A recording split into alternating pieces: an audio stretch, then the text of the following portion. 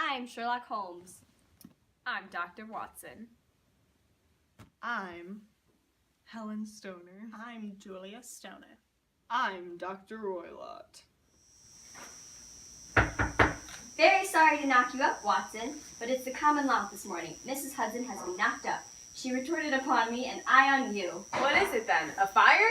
No, a client. It seems that a young lady has arrived in a considerable state of excitement, who insists upon seeing me. She is waiting now in the sitting room, now when young ladies wander about the metropolis at this hour of the morning and knock sleepy people up out of their beds. I presume that it is something very pressing which they have to communicate. Should it prove to be an interesting case, you would, I am sure, wish to follow it from the outset. I thought at any rate that I should call you and give you the chance. My dear fellow, I would not miss it for a thing.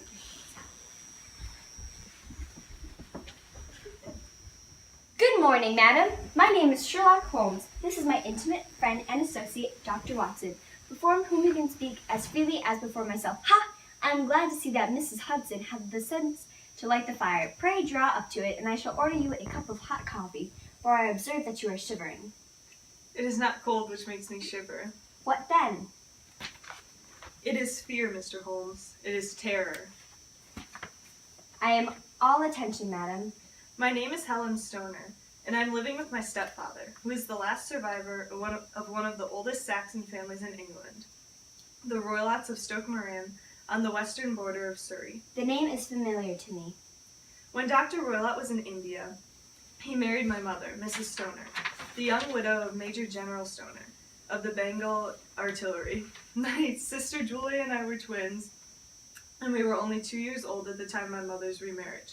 She had a considerable sum of money, not less than £1,000 a year, and this she bequeathed to Dr. Roylott entirely while we resided with him, with the provision that a certain annual sum should be allowed to each of us in the event of our marriage.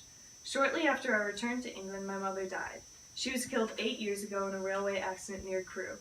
Dr. Roylott then abandoned his attempts to establish himself in practice in London and took us to live with him in the old ancestral house at Stoke Moran. The money which my mother had left was enough for all our wants, and there seemed to be no obstacle to our happiness. So, pray, proceed with your statement. I could not sleep one night. A vague feeling of impending misfortune impressed me.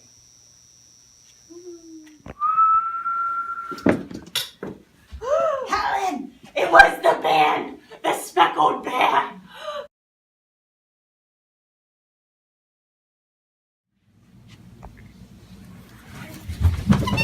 Watson, you cannot fall asleep. Your very life may depend upon it. Since that